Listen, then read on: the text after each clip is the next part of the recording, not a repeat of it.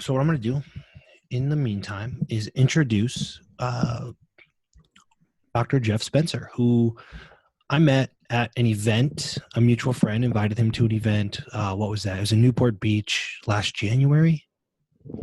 I think it was actually almost 2 years ago, December, if I recall right. Yeah, that You might never be. know.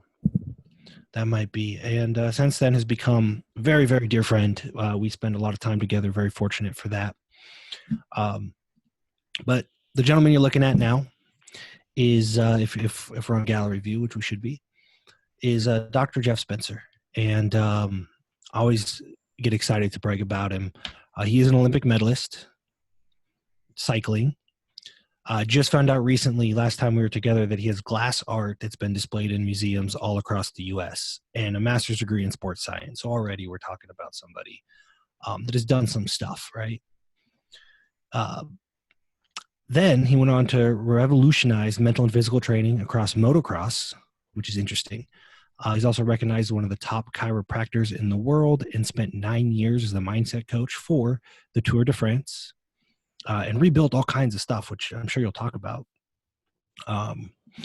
Went on to coach 45 Olympic, World, and Tour de France champions, 9 Olympic gold medalists, 8 Tour de France championships, and 23 national world-class motocross championships. So basically, you know how to win stuff. And then adopted, I met your daughter, who you adopted when she was 10. That makes her 19 now? She's 21. 21. Yeah, it's crazy. Awesome. So you adopted her and spent the last however many years, 11 years, raising her. And now you're back in the game.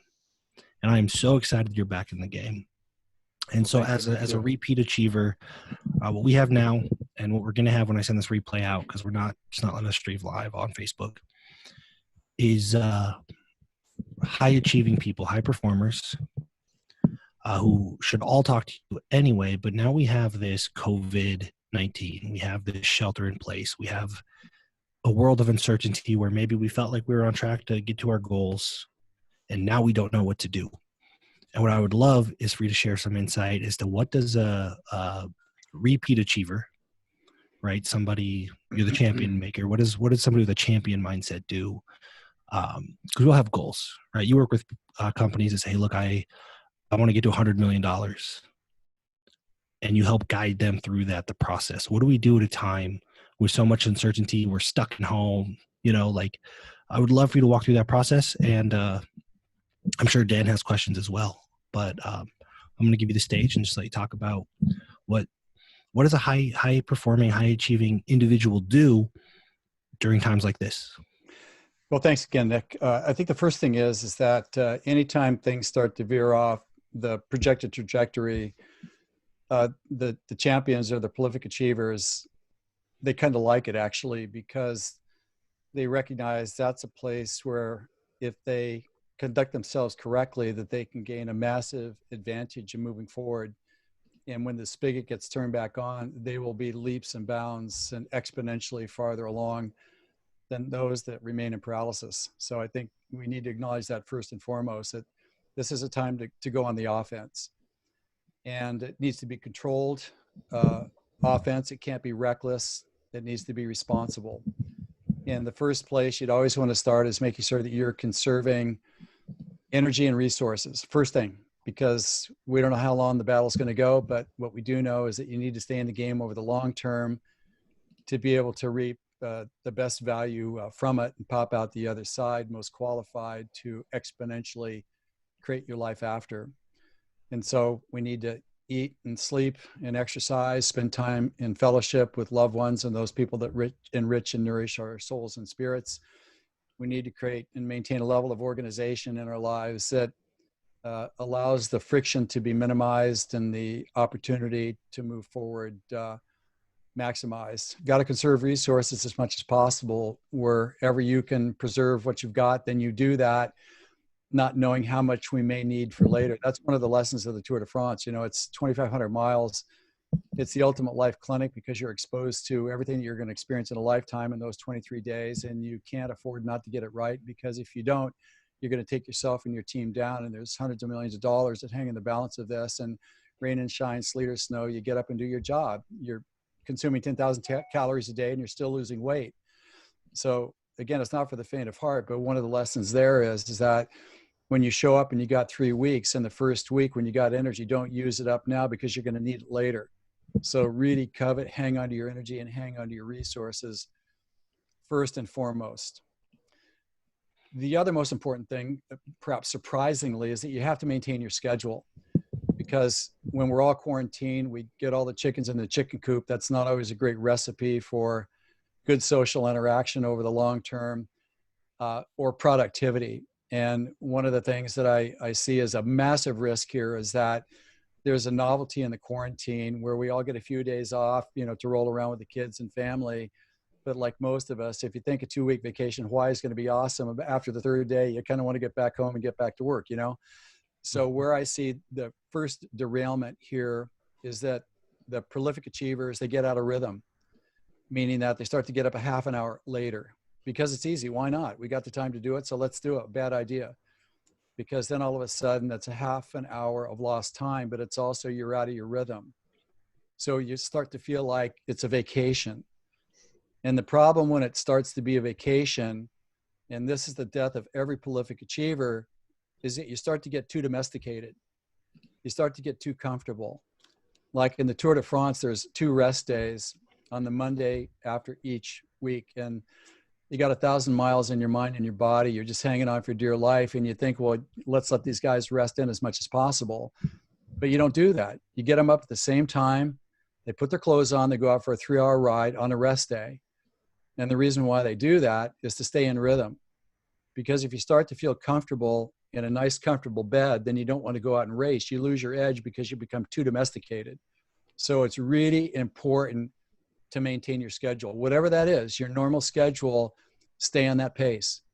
Because if you don't, it's like taking a thoroughbred, taking them off the racetrack and putting them in the stands as a spectator. It's not going to work. So then the grouchometer goes up. The relationships start to disintegrate. The guilt factor goes up. Pretty soon we're going sideways. We're apologizing for everything. We have a semi-productive day. We start to go out and look at the kids at 3 o'clock thinking we're going to come back and do 2 hours of work, but we go out there for half an hour. Then all of a sudden we don't have what it takes to finish the day off strong. And then all of a sudden we don't know who we are. We don't know where we are. So stay on schedule. And please advise those people that you're associated with that just because we're home, it doesn't mean that we're accessible during times where we have to show and demonstrate leadership, not only at home, but also in the workplace. So let's talk about leadership for a second here. Leadership is being the voice of sobriety in chaos. And why that's important is that a lot of people are hanging by a thread. They're mentally at their limit. They don't know where to turn. They're scared to death of the future. They have no anchor. So we have to be that anchor for others. And let me say this, is that it doesn't mean that we don't have apprehension. It doesn't mean that we don't have our own concerns, which we do, but that's kind of our business to hold sacred and deal with on our own, but to be the leader for others. And let's be really clear, that's not being an imposter.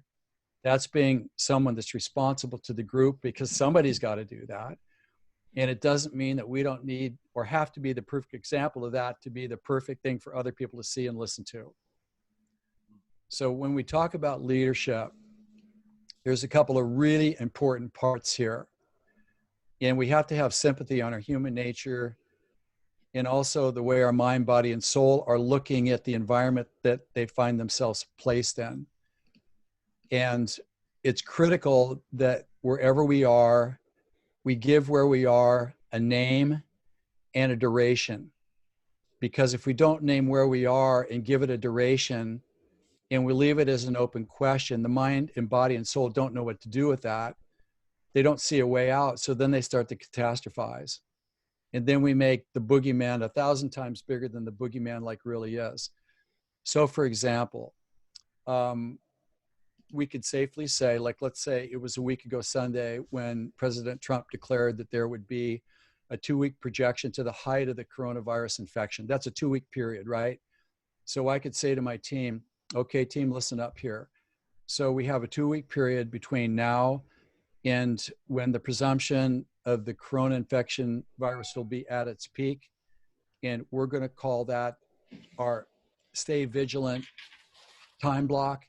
And what we need to do to stay vigilant between now and then is 1, 2, 3, 4, 5. So you can see what we've done. We've given the mind, the body, and the soul an anchor in a period of time that it could be compliant with.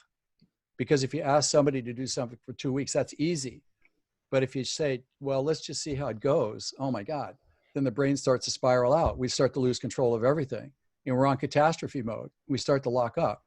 So if we give it a time period, start, finish, and it doesn't mean we're done. It just means we'll reevaluate at that time with greater precision because we have blowback and feedback about what the real context is, and we'll decide to do what we should do at that time. Right now, it's premature to do that.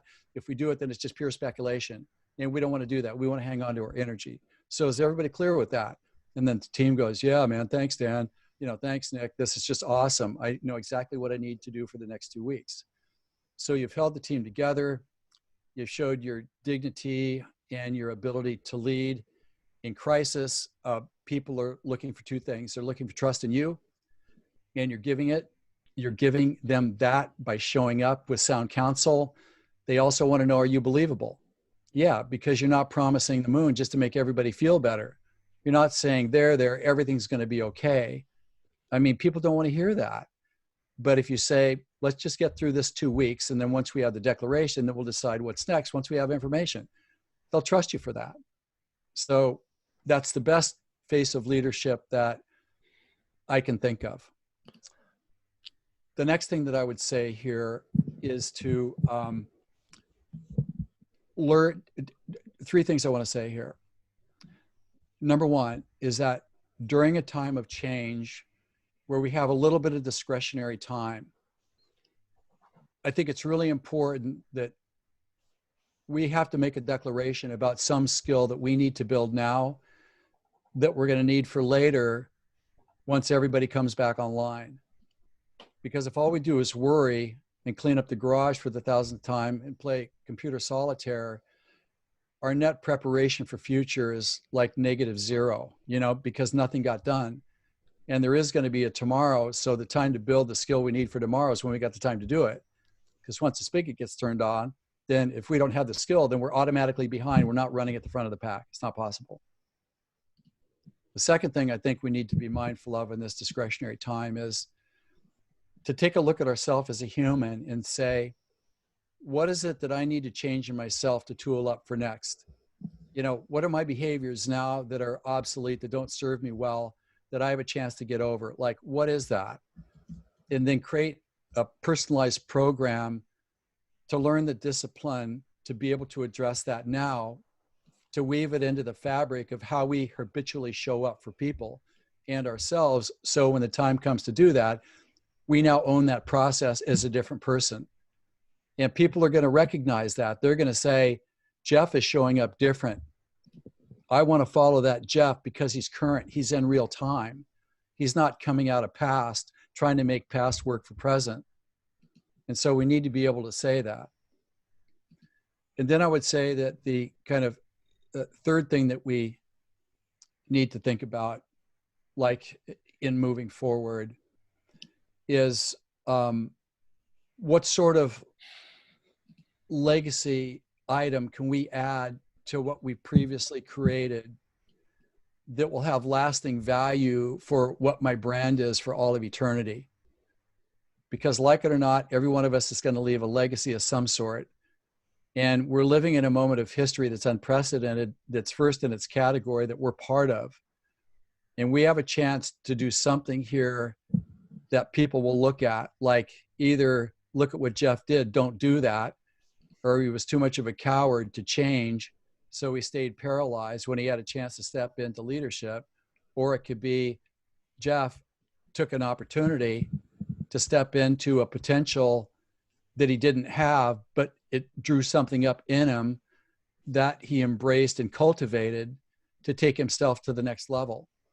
So we're demonstrating a case study for people to look at, to emulate, what to do in situations like that. So I feel that if we could look at those 4 or 5 things that I just said there as kind of a template to work from, not rigidly, but just kind of hold in consideration, then we will pop out the other side victorious in a certain way. And the last thing I'll say here is that one thing that's really important to me and the clients that I work with is that when we're on the threshold of an opportunity or a set of circumstances that may be adverse, it doesn't matter to me. The question that I always ask them is that we want to make sure on the other side of this that this is a double win. And what I mean by that is the first win is that we academically get what we want. Like, I want to get to the other side with my portfolio intact. Okay, that's an academic thing. That's the first half of the win. But to me, the second half of the win is, how did we evolve and transform for the better during that period? And if we consciously decide what that is in advance, then we can look back over this experience, which will certainly pass, and we'll be able to say something about ourselves with dignity and pride and respect, because we premeditated it and we took the initiative and the responsibility of committing to fulfilling it. And that's a huge empowerment to us in terms of our belief that we can actually hold difficult spaces and we can transform within them, but also transcend them. And that's why this concept of a double win is really important for me.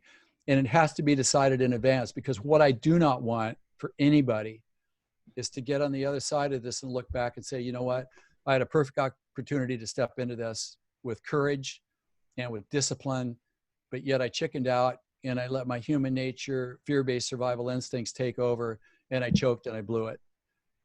And when people do that, then their belief in self drops. They start to play a life defense because they're not sure about themselves and their decision-making. They're embarrassed to see people. I don't want anybody to feel like that. So I feel like we have a chance to kind of decide what our future is now by some of the things that we talked about. So with that, I'll kind of turn this back to you guys and see if there's any questions or anything else that you'd like me to. Yeah, I have a few that I would like to get on here while we're still public. Of course. You spoke about leadership. Yeah. And then you spoke about operating from that human mindset, the fear-based, right? The scarcity-based, Yes. fear-based. And so there's something that you brought up to me. And for those of you listening, Jeff, when we're not quarantined, he'll drop into the office. We'll spend hours and hours and hours together.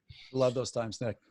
And you said something to me. You brought up a concept where, as a leader, let's say we operate from what you call the champion mindset. It's not the human mindset. It's not the fear-based. But we are leading people. We have a team or a family or whatever, right? Yeah. That are operating from that place. And so going back to leadership, I would love if you would share. I love that you name things like that and build that belief. The concept of allegiance capital, I believe that's what it's called. Yes. Yeah. That resonated with me. I would love for you to just share how we can develop that in our companies, with our family, with our partners, all that stuff. Well, thank you. That's a concept that I derived, meaning that what a leader's job is to inspire the people that they lead to have a level of allegiance or a long-term commitment to them, that they will follow them to the ends of the earth. And I believe that that's possible, but it's only acquired based on the extent of trust that those that are being led have in the leader. And I feel like everything a leader does has to be about developing allegiance capital, because it's a bit of a currency, meaning that once you've got it, it does not self-perpetuate, but it has to be renewed, kind of like an insurance policy. It has to be renewed by continued acts of leadership that demonstrate to those who are following the competence of the person leading, because what the person wants to know and needs to feel, they need to feel it more than know it, is that the leader that they're entrusting them has what it takes to take them to the promised land. And if they feel like that, they will follow you indefinitely. But they will also give you everything that you need anytime you need it. They will go the extra distance for you if you instill that.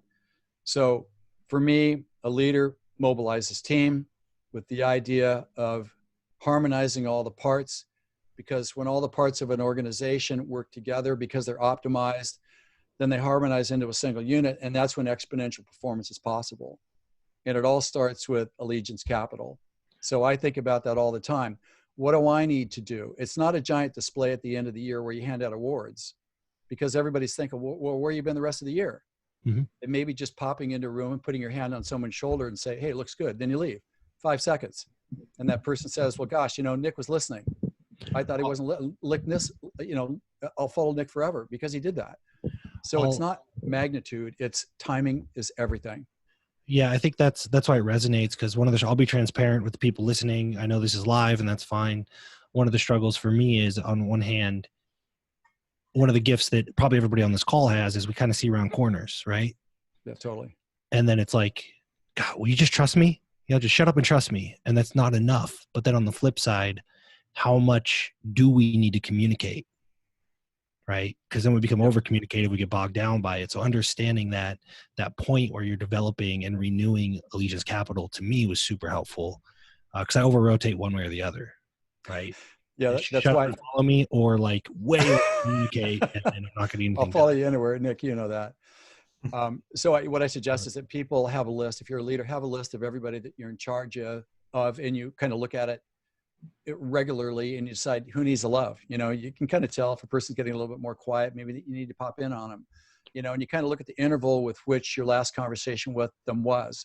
And that'll kind of tell you the pacing on this, because you want it to be appropriate so it's really genuine and authentic. You don't want it to be so it's like a metronome where people expect it. It has to be intermittent. It doesn't have to be long. It takes a lot less effort to keep Allegiance Capital than it did to get it originally. So these little short touch points are really the secret to maintaining team harmony and unification towards exponential performance. Awesome. Dan, do you have any questions you want to get on there while we're before we go dark? I do. Yeah. As you were kind of going through the 3 items at the end in terms of how we should be using our discretionary time, one of the things that pops into my mind is this trend line that I've noticed is folks coming up with what I consider arbitrary answers to those types of questions that are fueled by maybe things they've read on social media, just being heavily influenced by what they think they should be doing, what they think the right answer is to how they should be improving themselves and building a legacy. So initial question, and then I think I have a follow-up, more self-interested question, is what is any tips that you have for folks to kind of isolate what it is that they actually want and need, rather than all the white noise of things that they should be doing, or the right answer to those questions? I feel that demands that we have some protected time where we retreat to our personal sanctuary, where we have a breather from all the talking heads and all the experts and the geniuses out there.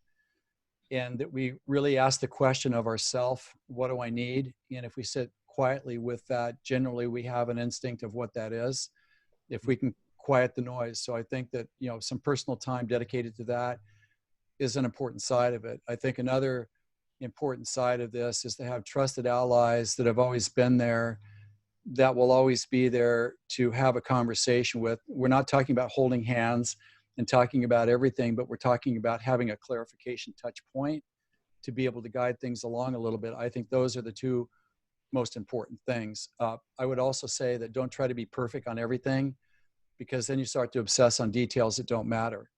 And the reality is that 90% of what we catastrophize isn't going to happen, So why don't we just sort of work on the 10% that we have visibility on, and let's just kind of ride that wave. And then when the next series of insights show up, then we can kind of course correct as we move our way through, forward on this. Appreciate that.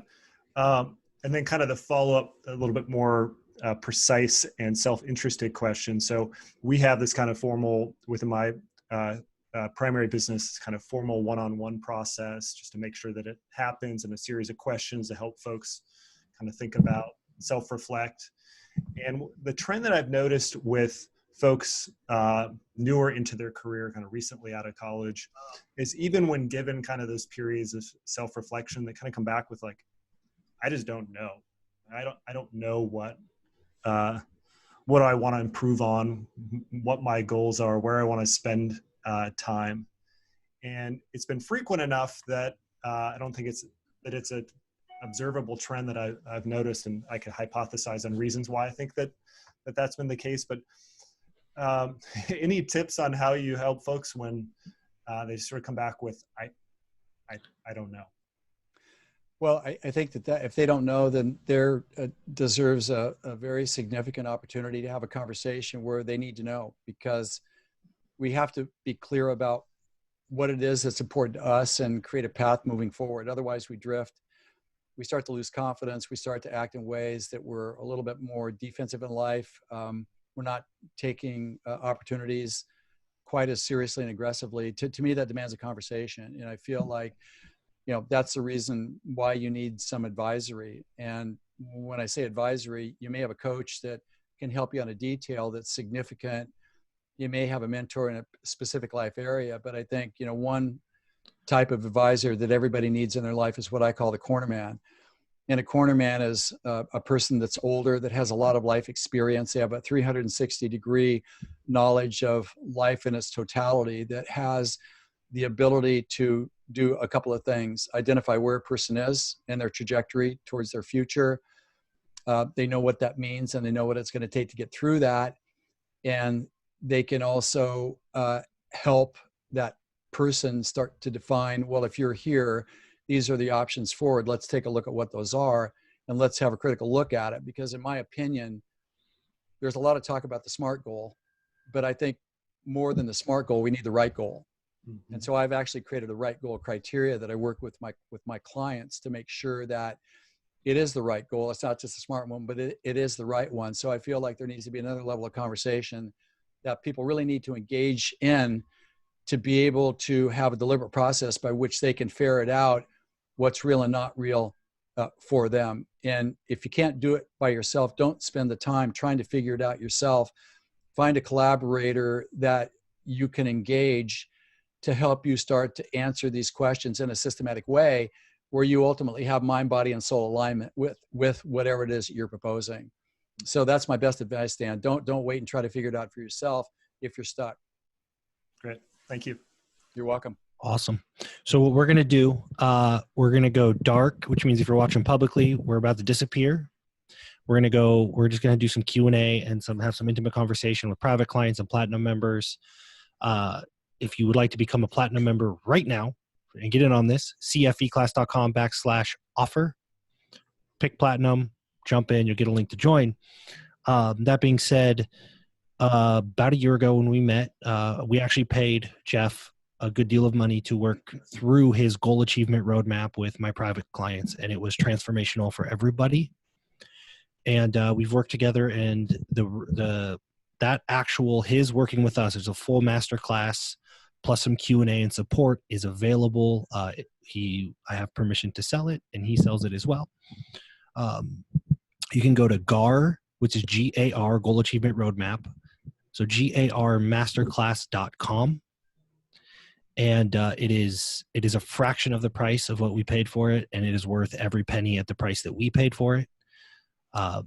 It's the whole goal achievement roadmap. What else is in there? I think it's the whole playbook and everything is in there. Yeah, you get a playbook. You get your own scorecard. You also get your game plan. I mean, it's everything that you need to systematically know how to achieve your goals and be able to achieve them the least time with the least effort. It's the real deal. Awesome. And if you've ever bought anything from me or Dan, let us know. I'll give you a coupon code to get in on that. cfeclass.com/platinum or /offer if you would like to continue the conversation with us. We're going to go dark, so we are no longer on Facebook. I'm actually going to turn off the recording. We don't need to record the Q&A.